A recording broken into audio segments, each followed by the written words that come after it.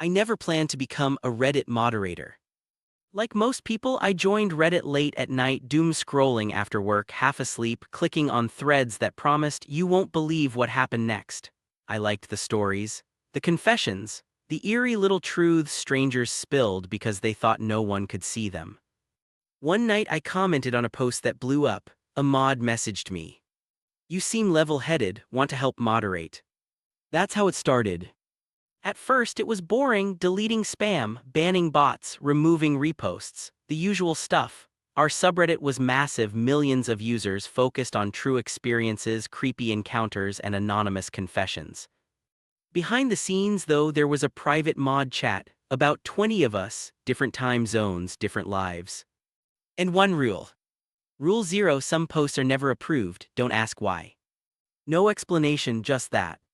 I assumed it was legal stuff, liability, fake stories, whatever. I was wrong. About 3 months in, I noticed something strange. Certain posts never even hit the moderation queue. Normally, every submission shows up approved, removed, or pending, but once in a while, users would message us directly. "Hey, why was my post instantly deleted?" I didn't break any rules. I can still see it on my profile, but no one else can. When I checked, their posts were gone. Not removed. Not archived. Gone. Like they were never submitted. I asked one of the senior mods, let's call him Mark. He replied with a single sentence. "If it disappears that fast, forget you saw it." That should have been my cue to stop digging. Instead, I started paying closer attention. A week later, it happened while I was actively moderating. A new post flashed on my screen for less than a second. The title burned into my memory. I worked night security at a data center. There are rooms even executives aren't allowed into. Then it vanished. No removal log, no automod action, nothing. I checked the user's profile. Deleted. Not suspended. Deleted. That night I couldn't sleep. I began keeping notes, screenshots when I could, timestamps, titles, patterns. Every disappearing post had something in common. They weren't ghost stories. They weren't creepypasta. They were backend stories, people claiming to work behind the scenes of systems we all rely on. Tech companies, hospitals, power grids, social media platforms, even government contractors. And they all shared specific details. Too specific. One post reappeared long enough for me to read half of it.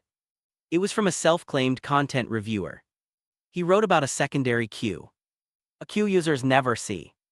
According to him, certain posts triggered flags not for violence or hate, but for pattern recognition.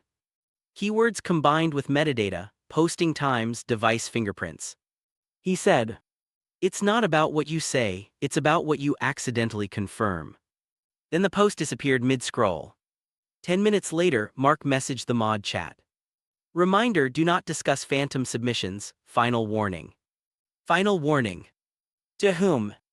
A few days later, I received an invite to a different chat. No name, just a lock icon. Inside were 5 moderators. No greetings, no introductions. The first message read, "You've noticed the filter." I didn't reply. Minutes passed. Then, "Everything you enjoy online exists because certain stories never spread." My hands were shaking. I typed, "What stories?" The response came instantly. "The ones that reveal infrastructure vulnerabilities." They explained it in calm, corporate language. Not conspiratorial, not threatening. Clinical. They said Reddit, like every major platform, cooperates with third-party risk mitigation partners. Those partners run live analysis on public content. Not censorship containment. If too many independent users describe the same hidden system, it stops being fiction. It becomes a map.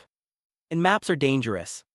I asked why moderators like me were involved at all. Their answer chilled me. "Because humans recognize context faster than machines, you're the early warning system." They weren't asking permission. They were explaining my role. After that conversation, my access changed.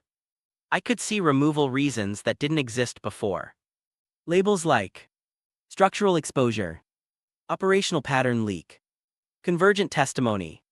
One post was flagged pre-threshold. I opened it. I wish I hadn't. It was written by a hospital IT worker.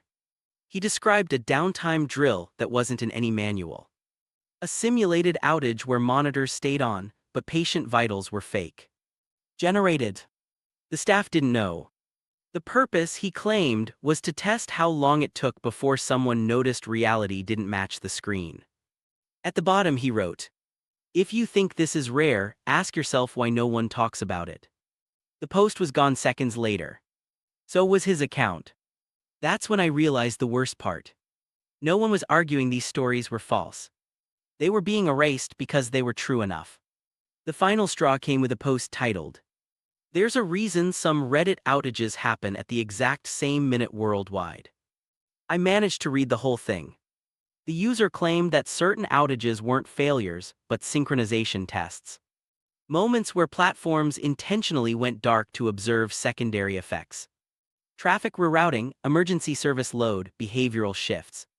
He ended with this line, "If you notice this post, it's already too late for me." I stared at the screen. Then a new message popped up. From Mark. "Log off now." I didn't. The subreddit went offline for maintenance. My moderator privileges were revoked. My messages stopped sending. Then my Reddit app crashed.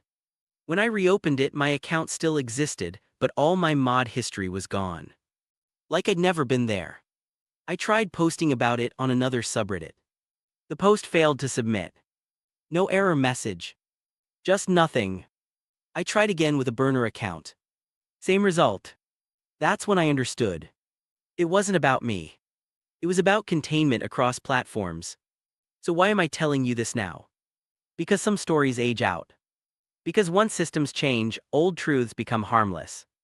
And because I'm no longer connected to anything worth protecting. At least I think I'm not. If this post stays up, it means one of two things. Either I'm wrong, or you've already accepted that the internet you see is only the front-facing version. The lobby. The waiting room. And every once in a while, someone accidentally opens the wrong door.